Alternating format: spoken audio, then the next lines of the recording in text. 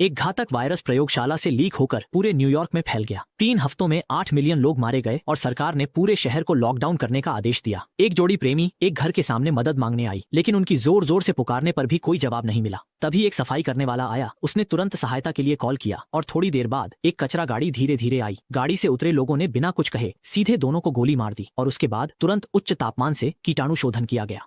दूसरी ओर एक समूह जो अभी अभी जेल से भागा है, हथियारों के साथ उन लोगों पर गोलीबारी कर रहा है जो सामान लूट रहे हैं।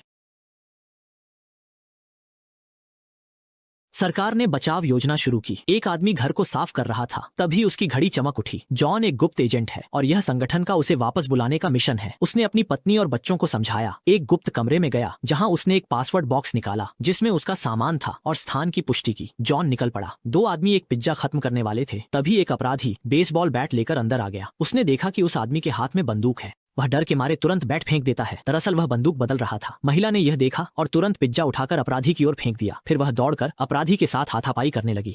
अच्छा हुआ उसने अपराधी को जल्दी ही खत्म कर दिया और तभी उसकी घड़ी भी चमक उठी। उस महिला का नाम मिया है। वह भी एक गुप्त एजेंट है और उसने इकट्ठा होने के स्थान की पुष्टि की। मिया ने अपना बैग उठाया और निकल पड़ी। एक और एजेंट है जो एक ठेकेदार है। उसका नाम कैरोल है। वह भी एक सोई हुई एजेंट है। जब उसे इकट्ठा होने की सूचना मिली तो वह तुरंत घर वापस दौड़ी और अपने सामान को व्यवस्थित किया। तभी उसने सुना कि अंदर कुछ हलचल हो रही है। उसने दीवार की ओर कई गोलियां चलाईं। एक अपराधी घायल हो गया और दूसरा अपराधी तुरंत उसकी जगह ले लिया।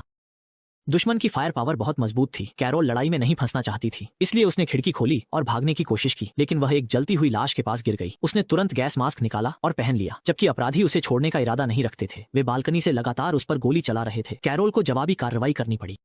जैसे गोलियां खत्म होने वाली थीं, उसने अपराधी मार गिराया। कैरोल ने अपने सामान ठीक किया था, तभी पीछे एक और बड़ा चुनौती आ गई।